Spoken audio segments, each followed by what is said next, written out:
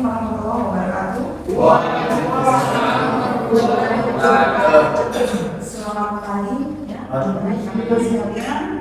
Pada pagi hari ini kita memasuki perkuliahan hukum pidana di luar KUHP, yaitu merupakan salah satu konsentrasi dari jurusan atau konsentrasi pidana ya. Nah, untuk pembukanya mahasiswa di sini untuk konsentrasi ada beberapa ya, karena penjurusan yang umumnya 20-30, kalau sudah konsentrasi sudah agak menyempit ya, sedikit ya. Nah, untuk hukum pidana di luar KUHP ini merupakan syarat dari pengajuan skripsi yang terdiri dari 2 SKS. Nah, ini salah satu yang dari sub materi yang akan kita bahas di sini terkait dengan hukum pidana khusus. Nah, silakan kalian lihat di slide. Di sini ada satu. Sebelumnya di hukum pidana kita pernah ada istilah hukum pidana umum dan khusus. Nah, di sini ada hukum pidana khusus. Nah, berbicara tentang pidana di luar KUHP, pengaturan itu ada di dalam KUHP. Di luar KUHP itu juga ada ya. Nah, kalau kita lihat di sini, pengertian hukum pidana khusus adalah mempelajari suatu hukum di bidang pidana yang pada umumnya ketentuannya diatur di luar KUHP ya, tapi berhubungan dengan pidana umum. Jadi contohnya kalau kita lihat di layar, di situ misalnya tindak pidana untuk suap ya. Nah, di situ hukumannya ringan kalau kita lihat di pidana umum, tapi akibat yang ditimbulkan sangat besar karena itu peraturannya sendiri. Jadi ada undang-undang khusus di dalam KUHP diatur tentang suap, tapi di luar itu ada undang-undang tersendiri ya. Jadi itu maksudnya hukum pidana di luar KUHP. Nah, kemudian kalau kita lanjut ke slide, latar belakang munculnya tindak pidana khusus. Pertama, karena dalam kenyataan sehari-hari banyak ditemukan delik itu tidak pidana ya, yang tidak diatur di dalam KUHP. Nah, kemudian yang kedua, adanya delik yaitu pidananya relatif ringan, sedangkan delik itu pada waktu sekarang mempunyai dampak. Nah, makanya dia ada undang-undang pengaturan khusus. Jika misalnya terjadi kasus kayak suap menyuap, pengaturannya ada di dalam KUHP, di luar KUHP pun ada pengaturan khusus. Sama juga undang-undang seperti undang-undang lingkungan hidup, undang-undang terorisme, ya, undang-undang pencucian uang. Ya. Saya rasa kalian pernah mendengar ya, yang untuk tindak pidana khusus. Jadi ada beberapa ya yang termasuk dalam tindak pidana khusus. Nah, kalau kita lihat tadi pengertian secara umum. Nah, sekarang kalau kita lihat di depan, kasus pidana khusus merupakan jenis perkara yang berada di luar hukum pidana umumnya yang mengatur perbuatan tertentu atau berlaku terhadap orang tertentu. Nah, kalau kita lihat tadi ada kasus suap, coba diperhatikan suap. Nah, ini pengaturannya di KUHP ada. Nah, kalau untuk di luar KUHP, karena hukumannya ringan ya, suap ini ringan ya. Nah, hukumannya ringan, dia ada pengaturan khususnya di luar KUHP. Nah, yang mana berlaku di sini untuk sanksinya? Nah, yang berlaku di luar KUHP, walaupun ada pengaturan di dalam KUHP. Itu maksudnya ya. Jadi berada di luar hukum pidana umum yang mengatur perbuatan tertentu atau berlaku terhadap orang, ya. Nah, ini dia, ini merupakan bagian dari hukum pidana. Jadi tindak pidana yang dilakukan ini bisa subjek atau perorangan ya. Kemudian ada istilahnya badan hukum. Badan hukum itu korporasi ya. Kalau di pidana perdata, kalau perdata ada privat dan umum ya. Kalau di pidana ada subjek sebagai perorangan dan ada badan hukum itu korporasi. Nah, kemudian kalau kita lihat selanjutnya, nah terkait dengan tindak pidana khusus, di situ berlaku. Pasti pernah mendengar ya asas ini atau belum pernah? Asas spesialis dalam ini merupakan salah satu asas di dalam hukum pidana. Nah, asas spesial ya, berobat dari generali itu umum. Jadi asas yang khusus mengesampingkan yang umum. Nah, terkait dengan undang-undang di luar KUH pidana, ya, jadi pemberlakuannya apa yang berlaku jika terjadi suatu tadi seperti contoh suap. Nah, undang-undang mana yang dipakai? Nah, undang-undang di luar KUHP, ya, itu untuk tidak pidana ringan. Nah, kalau kita lihat dari asas ini kaitannya dengan tidak pidana khusus, nah di sini ketentuan khusus yang mengesampingkan ketentuan umum dalam kenyataannya mulai dari zaman yang kita berbicara sejarah dari zaman Belanda lama, hakim sudah menganut hukum ini dengan tuntas, di mana hukum adat, ya pada mulanya kita kan menganut hukum adat ya, kemudian ada hukum barat, kemudian ada hukum positif. Hukum positif itu KUH pidana, perdata, ya, jadi dia sejajar kedudukannya. Walaupun ada hukum perdata, pidana, hukum adat tetap berlaku. Seperti contohnya ada di kasus di Sumatera itu, jadi tetap hukum adat berlaku. Walaupun sudah ada KUH pidana, perdata. Nah ini maksudnya, jadi dari zaman Hindia Belanda sudah ada ketentuan seperti ini. Nah, di sini kita lihat hukum adat bukan sebagai hukum yang berlaku, tapi kenyataannya hakim Belanda mengambil hukum kebiasaan. Jadi tetap berlaku. Bagaimana untuk hukumannya, sanksinya? Berat, baik hukum adat maupun hukum pidana. Jadi asas lex speciali dan generali, jadi mengesampingkan KUHP yang umum secara umumnya, misalnya terkait dengan pasal terorisme di KUHP ada, tapi yang dipergunakan untuk sanksinya yaitu undang-undang terorisme, ya. Jadi itu yang diberikan untuk sanksi ya. Nah ini terkait dengan asas lex speciali dan generali. Nah, tadi sudah kita bicara tentang pengertian untuk pidana di luar KUHP, ya. Kalau ditanya apa saja nanti ya, apa saja termasuk pidana khusus, banyak ya. Nanti itu materinya setelah ujian tengah semester. Jadi untuk awal semester kita hanya membahas dasar-dasarnya saja, termasuk itu apa pidana, apa pemidanaan, terus mana yang termasuk kejahatan, mana yang termasuk pelanggaran. Nah itu. Kalau pidana di luar KUHP berbicara tentang pidana secara khusus pengaturannya ya.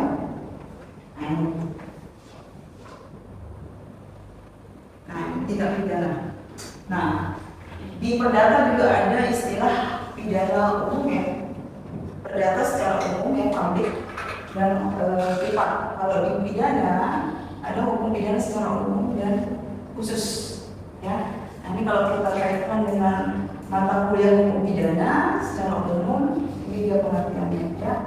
Hukum pidana yang dengan sengaja telah dibentuk untuk diberlakukan bagi setiap orang. Kalau umum, nah kalau khusus tertentu ya, jadi subjek tertentu.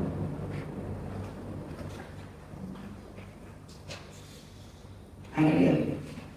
Tadi secara umum, ini tindak pidana secara khusus. Nah, ada disebutkan di situ pasal 103 KUHP. Nanti kalau kalian ada KUHP, di situ ada di pasal 103 KUHP, yaitu mengandung pengertian. Nah, ini pasal ini merupakan jembatan dari tindak pidana umum ke khusus. Jadi dia istilahnya kalau kita berjalan ada alat untuk kesana. Nah, ini yang disebut pasal 103. Nah, di sini pengertian dari pasal 103, hukum tindak pidana khusus mempunyai ketentuan khusus dan pelimpahan terhadap hukum pidana umum, baik di bidang hukum pidana material maupun di bidang hukum pidana formal. Jadi tindak pidana umum dia termasuk kejahatan atau pelanggaran. Nah, kemudian yang menjembatani, yang menjadi penghubung ke tindak pidana khusus yaitu pasal 103 yang merupakan bab penutup ya. Kalau nggak salah di KUHP itu bab terakhir ya. Jadi kalau maknanya nanti saya jelasin ya, apa makna dari pasal 103 ini. Jadi dia istilahnya menjembatani tindak pidana umum ke khusus. Ya. Nah, ini dia. Pasal 103 KUHP dianggap sebagai penghubung antara KUHP dan undang-undang di luar KUHP. Pasal tersebut menyatakan undang-undang pidana khusus dapat mengabaikan ketentuan umum. Jadi nggak dipakai ketentuan yang berlaku di KUHP, tapi yang dipakai itu yang di luar KUHP. Undang-undang lingkungan hidup misalnya terjadi bencana alam, yang dipakai itu undang-undang lingkungan hidup. Kemudian terjadi korupsi, ada di KUHP diatur. Tapi korupsi juga ada undang-undang tertentu, ya, pasal-pasal tertentu. Nah ini maksudnya menjembatani, yaitu pasal 103. Menyatakan undang-undang pidana khusus dapat mengabaikan ketentuan umum dalam KUHP. Pengabaian itu terjadi karena adanya pemisahan dari ruang lingkup yang sama antara KUHP dan ketentuan khusus yang berada di luar. Jadi kalau kita buat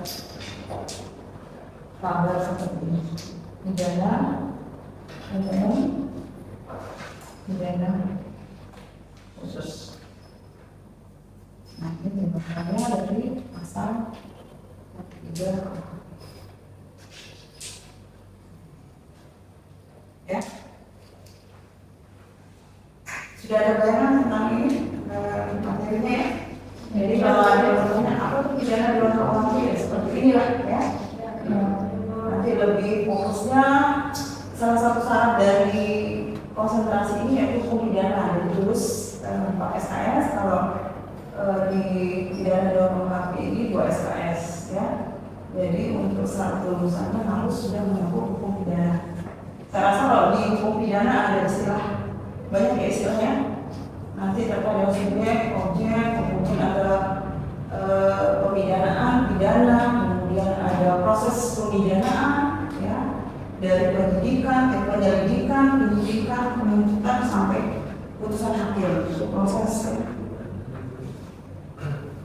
Nah ini saya tadi coba berikan contoh. Nah ini kalau kita lihat contoh di pasal 103 itu tentang percobaan. Jadi bedakannya antara kejahatan, pelanggaran, kemudian percobaan, ya, kemudian ada istilah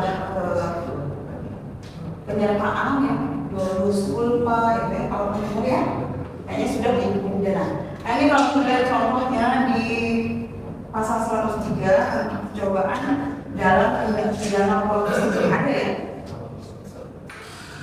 Kalau di korupsi, di tindak pidana korupsi ada yang mencoba-coba ya. Nah ini terkait dengan maknanya dari Undang-Undang Nomor 20 Tahun 2001 junto Undang-Undang 31 Tahun 1999. Ini masih berlaku ya, tindak pidana korupsi. Nah kemudian, ada asas. Tadi kita berbicara tentang asas lex specialis interrogat dari PKB. Nah di situ mengesampingkan undang-undang yang khusus. Nah kalau kita lihat di sini istilah back to basic ya, kita balik ke dasarnya tindak pidana itu seperti apa sih? Nah ini kalian mungkin pernah belajar ya sahabat itu dalam bahasa Belanda dalam kitab undang-undang hukum pidana Belanda yang saat ini diterapkan sebagai hukum nasional melalui asas konkordansi. Nah apa itu asas konkordansi? Yaitu suatu asas yang melandasi diberlakukannya hukum Eropa. Eropa itu mana?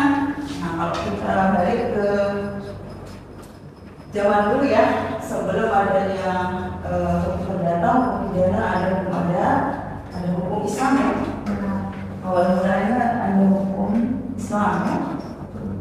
Kemudian ada hukum adat, kemudian baru hukum positif. Nah hukum positif itu ya hukum pidana, perdata, dan seterusnya ya. Jadi awal mulanya ini. Nah asas konkordansi itu suatu asas yang melandasi beberapa hukum Eropa. Kenapa hukum Eropa? Karena di dunia ada 4 family hukum ya, family law ya. Jadi kalau masih ingat Eropa kontinental, ada lagi yang masih ingat?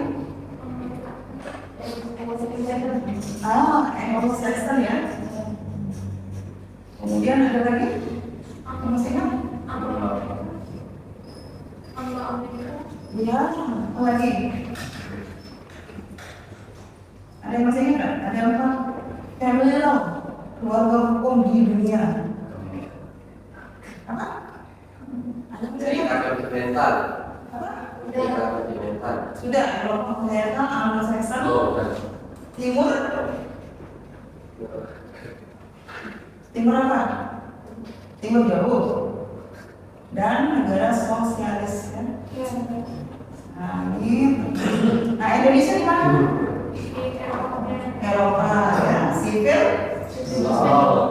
Nah, ini sehingga oke. Ya, terkait dengan akomodasi.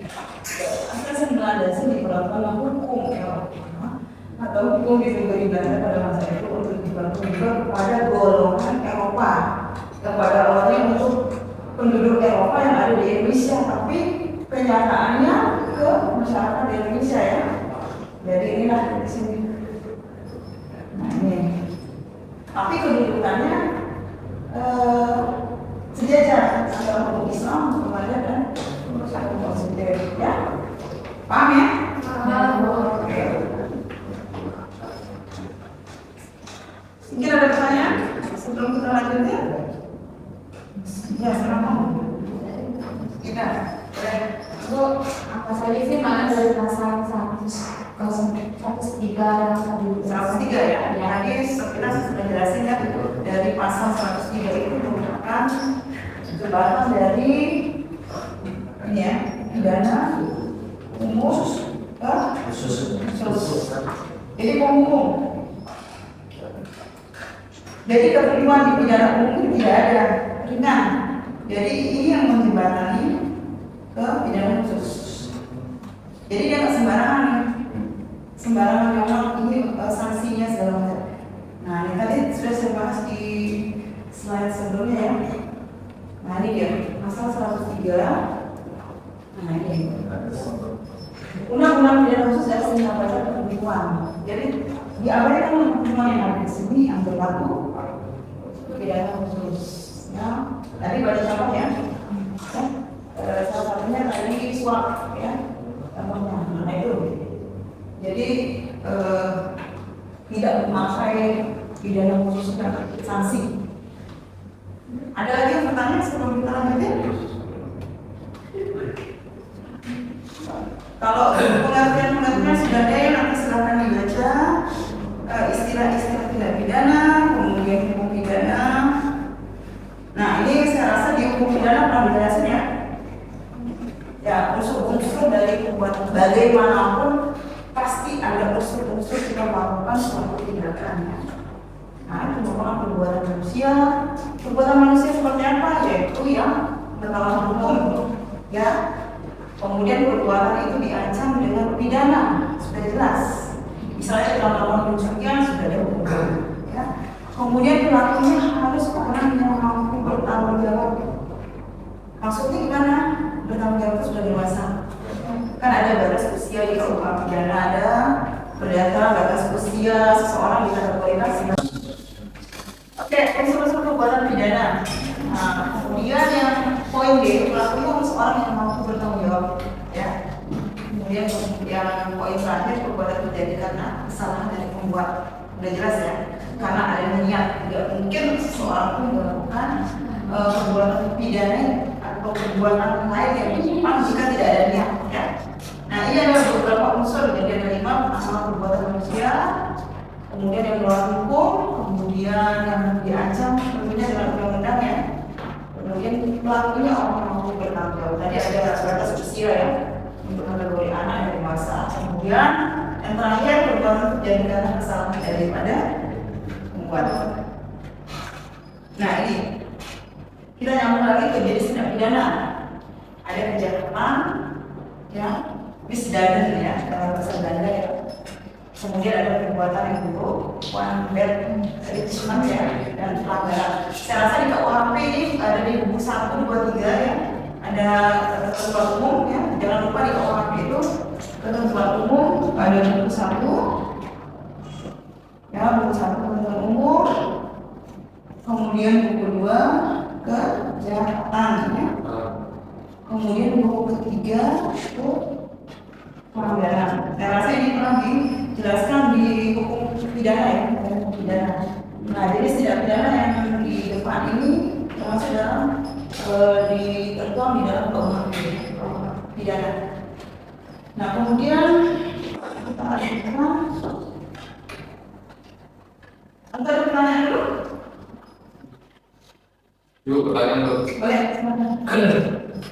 Dari materi yang tadi Ibu sampaikan, pertanyaan saya satu, apa saja tindak pidana yang termasuk di dalam pidana khusus dan bagaimana pengaturan untuk dalam kaitan pidana khusus? Ya, pidana khusus ya. Karena nama lain dari pidana di luar KUHP tidak pidana. Nah, seperti yang tadi saya jelaskan, ada pidana umum dan khusus. Salah satunya ada contohnya suap ya, termasuk pidana ringan ya. Melakukan di KUHP, tapi ada undang-undang tertentu. Jadi banyak ya. Contohnya bisa dilihat di sini. Nah, ini. ITE itu berarti itu termasuk pidana khusus tuh ya? Ya, Oh. ITE, Undang-Undang Informasi dan Teknologi Elektronik ya. Nah, di sini ada beberapa termasuk tindak pidana khusus, tindak pidana ekonomi ya. Kemudian ada tindak pidana korupsi, ya. Nanti ada perubahan ya, pergantian apa? Undang-Undang Nomor 31 tahun 99 ya, contoh Undang-Undang Nomor 20. Kemudian ada tindak pidana pencucian uang ya, money laundering. Kemudian banyak ya. Nah ini ITE masuk ya. Pencemaran nama baik diatur di dalam KUHP, tapi ada undang-undang khususnya yaitu di undang-undang ITE, pencemaran nama baik dan banyak ya. Kemudian ada narkotika, nah itu masuk tindak pidana khusus. Kemudian terorisme ya, itu merupakan kejahatan paling besar ya sekarang ya, terorisme. Kemudian ada tindak pidana haki, tahu haki, hak kekayaan seperti hak paten ya, hak guna usaha, banyak ya. Kemudian tindak pidana kewarganegaraan dan imigrasi. Kemudian ada kekerasan dalam rumah tangga ini. Dalam rumah tangga itu baik terhadap istri dan anak. Sudah pernah mengambil belakang kuliah mungkin ya. Untuk sebelumnya sudah ada sanksi dan segala macam. Nah, ini ada beberapa yang termasuk tindak pidana khusus ya. Itu contohnya. Nah, ini kalau ini sudah yang di dalam pencurian, pembunuhan, pemerkosaan, penipuan. Nah, penipuan itu secara umum, kategori penipuan nanti secara khusus. Misalnya apa ya? Kalau pengayaan juga masuk dia ke KUHP. Tapi kalau secara khususnya misalnya kekerasan dalam rumah tangga, masuk dia ada undang-undang khusus. Kemudian pemalsuan kira-kira masuk mana? Undang-undang ITE bisa? Pemalsuan apa? Misalnya pemalsuan data segala macam, bisa kan? Bisa. Ya, masuk ke undang-undang ITE yang tadi. Ini di KUHP, jadi pengaturan khususnya di sini, ya, untuk sanksi dan seterusnya. Oke? Ada lagi yang mau ditanya? Pemalsuan data berarti data maksudnya itu Yang mana? pemalsuan data. Bisa ke data, bisa ke pidana. Jadi bisa dari kasus pendata ke pidana. Kayak manipulasi data itu. Bisa, misalnya database, misalnya hacker ya. Oh, atau di sistem online. Ya, bisa kasus-kasus yang penipuan di online masuk ke ITE ya. Pengaturannya tetap di KUHP. Iya. Ya kan? Nanti kalian kalau ada waktu silakan baca KUHP, apalagi KUHP terbaru ya. Itu pada intinya masih sama kiblatnya, masih hukum ganda, tapi kita tetap menggunakan Dan untuk pertama kalinya Indonesia ada KUHP setelah beberapa tahun dari zaman Masehi ya. Yang lagi. Masih mungkin Islam aja abad ke-7, 17 atau 7. Nah ini sudah lama sekali barulah Indonesia memiliki KUHP ya. Tapi sampai sekarang belum digunakan belum. Ada yang baru. Belum, tapi ada beberapa poin yang ada perubahan terkait dengan usia anak. Ya, kategori usia anak. Karena kita tidak memiliki satu aturan untuk kategori usia anak. Jadi menurut undang-undang ini sekian 17 tahun, menurut undang-undang 18 tahun, menurut undang-undang ini 21 tahun. Jadi belum ada satu aturan yang khusus terkait dengan usia anak. Dan jadi kalau yang terbaru di situ ada ya, cuma ada beberapa yang ada mengalami perubahan. Ada lagi yang ditanyakan? Nah, selesai materi ya. Oke, untuk pertemuan kali ini kita akhiri. Minggu depan ada sub lainnya yang akan kita bahas untuk materi daripada hukum pidana di luar KUHP. Ya, terima kasih banyak sudah hadir.